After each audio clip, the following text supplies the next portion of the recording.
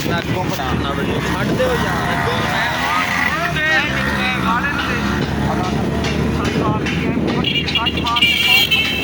Hello, ये बहुत ही मुश्किल से बैठा हूँ मैं। बाहर निकाले इधर वाली साइड पे कारी साहब आज आगाह करते चलेंगे साहिवाल की अहम खबर से कि साहिवाल मंडी नब्बा पर 5 बंदे डूब गए हैं और उनको क्रेन से निकाले और क्रेन से निकाले तो भरपूर साफ सुथरे वैसे ही हंसते खेलते। और हैरानगी की बात है कि यार 2 घंटे बीच रहने के बाद भी हंसते खेलते खूबसूरत